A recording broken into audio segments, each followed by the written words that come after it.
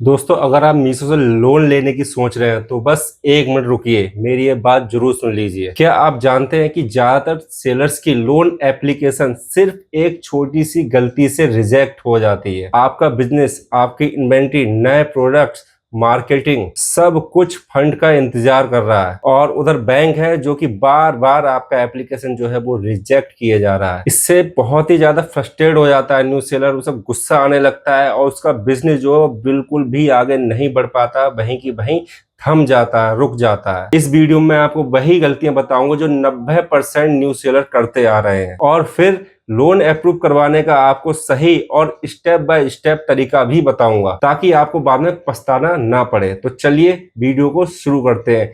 राधे राधे दोस्तों, मेरा नाम है वीरेश, आप देख रहे हैं ई कॉम विद वीरेश। तो चलिए सीधे मुद्दे की बात करते हैं और जानते हैं वो कौन सी गलतियां हैं जो आपके मीशो के लोन के सपने को चकनाचूर कर रही हैं। ये गलतियां सुनने में छोटी लगती हैं लेकिन इनका जो असर है वो बहुत बड़ा होता है। पहली और सबसे आम जो गलती है वो है आपके नाम में गड़बड़ी, मतलब आपका नेम में मिसमैच। सुनने में आपको ये बहुत मामूली सा लगता होगा, है ना, लेकिन बहुत से सेलर्स जो है यहीं पर मात खा जाते हैं। सोचिए आपके पैन कार्ड पे जो नाम लिखा हुआ है, एग्जाम्पल के तौर पे वो लिखा है राजकुमार शर्मा, लेकिन वहीं आपके बैंक अकाउंट में वही नाम लिखा हुआ है राज के शर्मा। सिस्टम के लिए ये जो नाम है ये दोनों अलग अलग लोगों के हैं, क्योंकि लोन एप्लीकेशन का जो प्रोसेस है वो पूरी तरीके से अपडेट हो चुका है। सॉफ्टवेयर जो है वो आपके डॉक्यूमेंट्स को मिलाता है और आपके नाम में अगर जरा सा भी उसे अंतर लगता है तो वो आपके एप्लीकेशन को तुरंत रिजेक्ट कर देता है। आपको ये पक्का करना होगा, सुनिश्चित करना होगा कि आपका जो नाम है वो आपके जीएसटी सर्टिफिकेट, पैन कार्ड, आधार कार्ड, बैंक अकाउंट नंबर में बिल्कुल सेम हो। एक स्पेस या एक अक्षर का भी अंतर आपको बहुत ही ज्यादा भारी पड़ सकता है। दूसरी बड़ी गलती, पुराने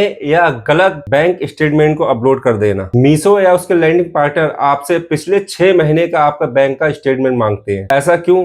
क्योंकि वो आपके बिजनेस का पूरा कैश फ्लो समझना चाहते हैं। वो देखना चाहते हैं कि आपके बैंक अकाउंट में पैसा जो है वो पूरा रेगुलर आ रहा है या नहीं आ रहा है। अब लोग यहाँ पर क्या करते हैं, वो करते हैं कि या तो वो अपने करंट मंथ का बैंक स्टेटमेंट देना भूल जाते हैं या फिर ऐसा स्टेटमेंट देते हैं जिसमें लेन देन बहुत ही ज्यादा कम हो, उस मंथ का स्टेटमेंट दे देते हैं। और वहीं कुछ लोग तो अपने पर्सनल सेविंग अकाउंट का ही बैंक स्टेटमेंट दे बैठते हैं, जबकि उनका जो बिजनेस है वो करंट अकाउंट से चल रहा होता है। याद रखिए, आपको हमेशा उस बैंक अकाउंट के बैंक स्टेटमेंट देने जिस बैंक अकाउंट में आपके मीशो का पेमेंट आ रहा है और जिसमें आपके बिजनेस के जो ट्रांजैक्शन है वो बिल्कुल साफ साफ दिखें। याद रखिए, आपका जो स्टेटमेंट है वो पीडीएफ फॉर्म में हो और अगर उसमें पासवर्ड लगा हो तो उसे पासवर्ड हटाकर ही अपलोड करें। तीसरी गलती है हमारी एड्रेस प्रूफ में कंफ्यूजन। मान लीजिए आपके जीएसटी सर्टिफिकेट पे बिजनेस का एड्रेस जो है वो दिल्ली का है और आप एड्रेस प्रूफ के लिए जो बिजली का बिल दे रहे हैं वो आपके नोएडा वाले घर का है। ये क्या है? ये सिस्टम के लिए एक रेड फ्लैग है। लैंडर ये मान के चलता है कि आपका जो एड्रेस है वो वहीं का है जहां का आपका बिजनेस चल रहा है। अगर आपका रजिस्टर्ड और ऑपरेटिंग एड्रेस अलग अलग है तो आपके पास दोनों के जो है पक्के प्रूफ होने चाहिए। सबसे पक्का और सेफेस्ट तरीका क्या है कि आप अपने जीएसटी सर्टिफिकेट या आपने उद्यम जो प्रमाण पत्र होता है उसका ही एड्रेस यूज करें। चौथी और सबसे खतरनाक गलती, खराब क्रेडिट स्कोर, मतलब आपका जो क्रेडिट स्कोर है वो बिल्कुल ही खराब है। मीशो लोन एक अनसिक्योर्ड बिजनेस लोन है, यानी आप कुछ भी यहाँ पर गिरवी नहीं रख रहे हैं। ऐसे में लोन देने वाले के लिए आपका स्कोर ही भरोसे का सबसे बड़ा पैमाना है। अगर आपने किसी लोन या क्रेडिट कार्ड का पेमेंट सही टाइम पर नहीं किया है तो यहाँ पर आपका जो क्रेडिट स्कोर है वो बिल्कुल खराब हो जाता है और अगर आपका सिविल स्कोर जो है वो 750 से कम है तो आपको लोन मिलने के चांसेस जो है वो बहुत कम हो जाते हैं। हालांकि कुछ लैंडिंग पार्टनर्स ऐसे हैं जो कम सिविल स्कोर पर भी आपको लोन दे सकते हैं, लेकिन शायद उसका ब्याज दर ज्यादा हो सकता है। इसलिए लोन को अप्लाई करने से पहले अपना क्रेडिट स्कोर जरूर चेक कर लीजिएगा। और पांचवी जो गलती है वो एक दिमागी गलती है, पूरी जानकारी को पढ़े बिना अप्लाई कर देना। मीशो के इंस्टेंट कैश सेक्शन में एक FAQs का पूरा एक हिस्सा पड़ा हुआ होता है और लोग क्या करते हैं, लोग उसे पढ़ने की जहमत ही नहीं उठाते हैं। जैसे ब्याज दर क्या है, क्या कोई प्रोसेसिंग फीस है, लेट पेमेंट करने पे कितनी पेनाल्टी लगेगी, ये सब जानना आपका हक और आपकी जिम्मेदारी दोनों है। बिना सोचे समझे अप्लाई नाउ पे क्लिक कर देना बिना पढ़े किसी कॉन्ट्रैक्ट पर साइन करने जैसा है। बाद में जब छुपे चार्जेस या कुछ शर्तें सामने आती है तो उसके बाद आपके लिए पछताने के अलावा और कोई रास्ता नहीं बचा होता है। इन गलतियों से बचकर आप 90% की लड़ाई तो वैसे ही जीत जाते हैं। लेकिन अब बात करते हैं कि लोन को अप्लाई करने का आखिर सही तरीका क्या है। अब जब आप जान गए हैं कि क्या नहीं करना है तो आप ये भी तो जानना जरूरी है कि आखिर लोन को अप्लाई कैसे करना है, उसके विषय में तो समझना जरूरी है। आप क्या कर सकते हैं, आप कर सकते हैं इसे अपनी चेक लिस्ट मान सकते हैं जो मैं अब आपको बताने वाला हूं। दोस्तों वीडियो में बिल्कुल एंड तक जरूर बने रहिएगा और मेरे चैनल को सब्सक्राइब जरूर कर लीजिएगा। तो चलिए चलते हैं समाधान की ओर। सबसे पहले हम बात करेंगे एलिजिबिलिटी की, यानी पात्रता की। मीशो हर किसी को लोन ऑफर नहीं करता है, ये एक प्री अप्रूव्ड ऑफर होता है। इसका मतलब है कि मीशो आपकी सेल हिस्ट्री, आपके सेलर परफॉर्मेंस, आपके ऑर्डर्स की ग्रोथ और आपकी रिव्यू रेटिंग्स को देखकर ये खुद तय करता है कि आपको लोन देना चाहिए या नहीं चाहिए। तो आप इसमें अपनी योग्यता जो है, एलिजिबिलिटी, वो कैसे सुधार सकते हैं। पहला हमारा लगातार सेल। आपके मीशो के पैनल पे लगातार सेल होनी चाहिए। ऐसा नहीं कि पिछले महीने 5 लाख की सेल हुई है, इस महीने आपकी 50,000 की सेल रह गई है। आपको कंसिस्टेंसी बनाए रखनी है, चाहे एड चलाइए चाहे प्रमोशन चलाइए, ठीक है, क्योंकि भरोसा बनाना बहुत जरूरी होता है। सेकंड है हमारा अच्छे सेलर्स मैट्रिक्स। आपके प्रोडक्ट की रेटिंग्स जो है वो अच्छी हो, आप अपने प्रोडक्ट्स को जो वो समय से डिस्पैच करते हो, ऑर्डर समय से भेजते हो और जो आपके रिटर्न्स है वो भी कंट्रोल में हो। अगर आप एक भरोसेमंद सेलर हैं तो मीशो भी आप पे भरोसा करने में नहीं चूकता है। तीसरा हमारा पुराना अकाउंट। आमतौर पर जो सेलर मीशो पे 6 से 8 महीने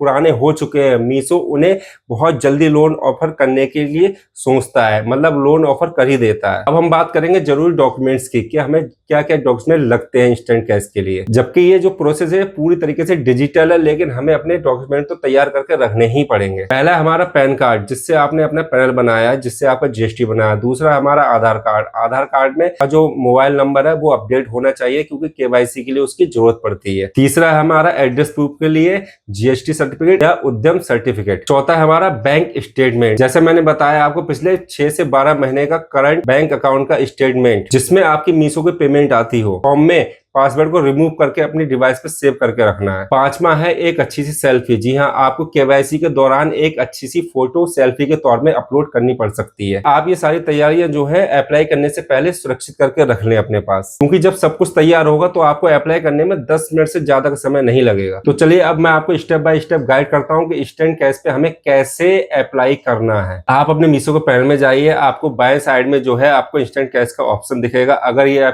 ऑप्शन आपके पैनल पे नहीं दिख रहा है तो आप ये मान के जाइए चलिए कि आप अभी लोन के लिए एलिजिबल नहीं हुए हैं, और आपको दिख रहा है तो आप उस पर क्लिक कर सकते हैं। क्लिक करते ही एक पेज खुलेगा जिसमें लिखा होगा आई एम इंटरेस्टेड। इस पर क्लिक करने के बाद आपको क्या है, उसमें ब्याज माने जो ब्याज दर होगी वो आपको दिखाएगा। वहीं पर आपको प्रोसेसिंग फीस भी दिखेगी, जबकि मीशो जो है आपको 0 फीस का दावा करता है, मतलब वो कोई भी प्रोसेसिंग फीस नहीं लेता है, जो एक न्यू सेलर के बहुत बड़ा प्लस पॉइंट है। मतलब उसका 1000-1500 रुपए बच जाते हैं। लेकिन आप अपने ऑफर में इसे क्रॉस चेक जरूर कर लें, क्योंकि ये हर लैंडिंग पार्टनर के हिसाब से बदल जाते हैं। ऑफर देखने के बाद आप अप्लाई नाउ पे क्लिक करें। जब आप अप्लाई नाउ पे क्लिक करेंगे तो आपको आपकी पूरी एप्लीकेशन खुल जाएगी। इसमें क्या होगा, इसमें आपकी बेसिक जानकारी जैसे आपका नाम, एड्रेस, पैन कार्ड, आधार कार्ड, ये मीशो में जो आपका पैनल है वो उसके हिसाब से ऑटोमेटिकली वहां पे फीड हो जाएगी। आपका सिर्फ इतना सा काम है कि आप इसे ध्यान से चेक कर लीजिएगा अपने डॉक्यूमेंट से, अपनी जो आपके नाम की स्पेलिंग है, आपका पैन कार्ड है, आधार कार्ड है, इसका नंबर फिर से दोबारा रीचेक कर लेना है। अगला स्टेप है हमारा केवाईसी का। हमेशा आपको डिजिटल केवाईसी का ऑप्शन चुनना है। इसमें क्या करना होता है, इसमें आपको आपके आधार नंबर से वेरिफिकेशन करना होता है। आपके रजिस्टर्ड मोबाइल पर एक ओटीपी जाता है, जिसे आप जैसे ही फिल करेंगे तो आपका वेरिफिकेशन जो है वो कंप्लीट हो जाता है, और यही सबसे तेज और सबसे सुरक्षित तरीका है। पांचवा है बैंक स्टेटमेंट अपलोड करना। यही सबसे जरूरी कदम है। यहाँ पर आपको आपका बैंक स्टेटमेंट अपलोड करने के लिए कहा जाएगा। तो यहाँ पे सबसे अच्छा तरीका है, आपको जो नेट बैंकिंग आपकी होती है उसके द्वारा आपको फैच करना है। इसमें आप अपने नेट बैंकिंग के आईडी पासवर्ड से लॉगिन करते हैं, और जो मीशो का सिस्टम है वो बहुत ही सेफली आपका जो बैंक स्टेटमेंट है वो आराम से उठा लेता है। और अगर आप ये नहीं करना चाहते तो आप पीडीएफ भी अपलोड कर सकते हैं। बस आपको ये ध्यान रखना है कि आपके पीडीएफ में किसी भी तरह का कोई पासवर्ड ना पड़ा। छठा स्टेप हमारा आपके लोन, जो आप लोन चाहते हैं उसका अमाउंट चुनना, और जो समय में चुकाना चाहते हैं वो समय चुनना। स्टेटमेंट वेरीफाई होने के बाद जो है पैनल आपको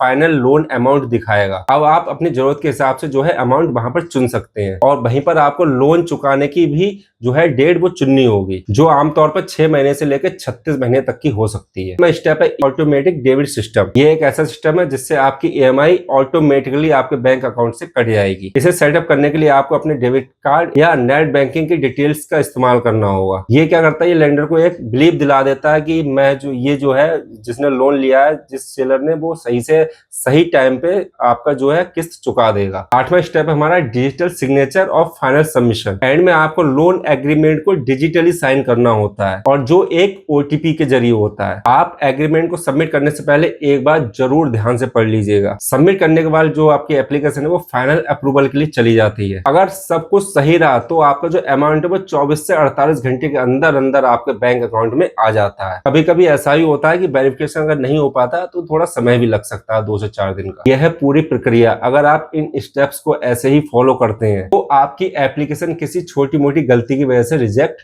नहीं होगी। लेकिन दोस्तों मैं आपको एक सलाह और दूंगा कि आप इंस्टेंट कैश के चक्कर में मत पड़िएगा। कोशिश कीजिएगा किसी जानने वाले से ले लीजिएगा, या आप इतना कोशिश करिएगा, थोड़ा पेशेंस रख लीजिएगा, पैसे इकट्ठे कर लीजिएगा, क्योंकि ये जो है आप कर सकते हैं भाई। उसने ऑप्शन दिया है मीशो ने, तो जाहिर सी बात है लोग इस्तेमाल कर रहे होंगे, लेकिन ये आप पे पूरा डिपेंड करता है। मैं किसी भी प्रकार का आपको इस चीज का बढ़ावा नहीं दे रहा हूं कि आप इंस्टेंट कैश मीशो से ले ही। लेकिन दोस्तों अगर आपको ये जानकारी काम की लगी हो तो इस वीडियो को एक लाइक जरूर करें, क्योंकि आपका एक लाइक जो है मुझे ऐसे ही वीडियो बनाने के लिए बहुत ज्यादा मोटिवेट करता है। और अगर आप ई कॉमर्स की और अच्छी अच्छी जानकारियां चाहते हैं, उसमें सफल होना चाहते हैं, तो मेरे चैनल को सब्सक्राइब करना और बेल आइकन दबाना बिल्कुल भी ना भूलें, ताकि आप कोई भी जरूरी अपडेट जो है वो मिस ना करें। अब है सबसे बड़ा सवाल, क्या आपको मीशो से इंस्टेंट कैश लेना चाहिए? देखिए, मीशो इंस्टेंट कैश जो है उन सेलर्स के लिए एक बहुत बेहतरीन सुविधा है जिन्हें अपना बिजनेस बढ़ाने के लिए बहुत जल्दी पैसों की जरूरत है। इसमें प्रोसेस तेज है और कोई भी सिक्योरिटी नहीं चाहिए। इसमें जो ब्याज की दर है वो 1% पर मंथ के हिसाब आमतौर पर शुरू होती है, जो कि पर्सनल लोन के हिसाब से काफी अच्छी है। लेकिन ये ब्याज दर है जो आपके क्रेडिट प्रोफाइल और लेंडर की पॉलिसी पर भी निर्भर करती है, इसलिए अपने ऑफर को ध्यान से देखें। ये लोन तभी लें जब आपको सच में लोन की जरूरत हो। इसे अपनी इन्वेंटरी बढ़ाने, नए प्रोडक्ट लाने या मार्केटिंग में लगाएं। इस पैसे को पर्सनल यूज के लिए बिल्कुल भी इस्तेमाल मत करिएगा। याद रखिए, लोन एक जिम्मेदारी है, लेकिन इसे सही तरीके से यूज किया जाए तो ये आपके बिजनेस को ऊंचाइयों तक ले जाने के लिए एक शक्तिशाली औजार भी बन सकता है। इस वीडियो को दूसरे मीशो सेलर्स के साथ भी शेयर करें ताकि वो भी ये गलतियां करने से बचें। और दोस्तों मिलते हैं नेक्स्ट वीडियो में, तब तक के लिए राधे राधे।